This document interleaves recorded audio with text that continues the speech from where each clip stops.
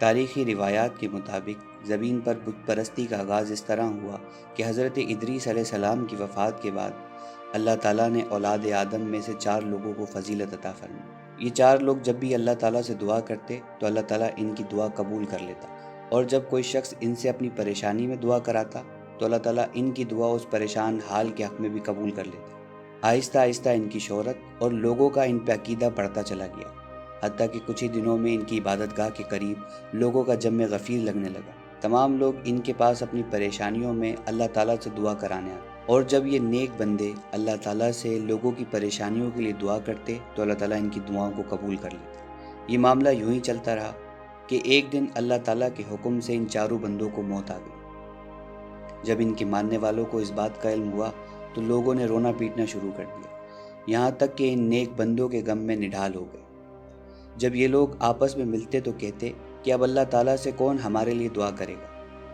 یہ معاملہ یوں ہی چلتا رہا، یہاں تک کہ ایک دن شیطان نے انسانی صورت اختیار کی اور ان کے پاس آیا اور کہنے لگا کہ تم کیوں روتے ہو؟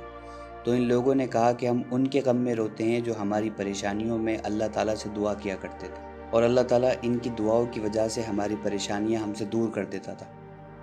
یہ سب سن کے شیطان کہنے لگا کہ تم غم نہ کرو، یہ لوگ ابھی بھی تمہاری بات سن سکتے ہیں، تم ان کی قبروں پہ جاؤ اور ان سے اپنی پریشانیاں ویسے ہی بیان کرو جس طریقے سے تم ان کی زندگی میں کیا کرتے تھے۔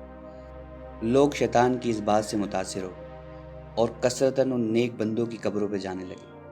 کچھ دنوں بعد شیطان پھر ان کے پاس آیا اور کہنے لگا تمہیں بڑی مشقت کرنی پڑتی ہے ان نیک لوگوں کی قبروں تک آنے کے لیے، میں تمہیں اس سے بہتر صورت بتاؤں کہ تم ان لوگوں کی تصویریں بنا کے اپنے گھروں میں رکھ لو تاکہ تمہیں ان کی قبروں تک آنا نہ پڑے۔ لوگ اس کی اس بات سے بھی متاثر ہو گئے اور شیطان کی بنائی ہوئی تصویریں اپنے گھروں پہ لے گئے، اور جب بھی انہیں کوئی پریشانی ہوتی تو ان تصویروں کے آگے اپنی پریشانیاں بیان کرتے۔ پھر کچھ دنوں بعد پھر شیطان ان کے پاس آیا اور کہنے لگا کہ ان نیک لوگوں کی عبادت گاہ میں ان کے مجسمے بناؤ، ان کے بت بناؤ اور اس کو دیکھا کرو، اس سے تمہاری عبادت کا شوق بڑھے گا۔ ان لوگوں نے شیطان کی اس بات کی بھی اطاعت کی اور ان نیک لوگوں کی عبادت گاہ میں ان کے مجسمے بنا کے رکھ دیے۔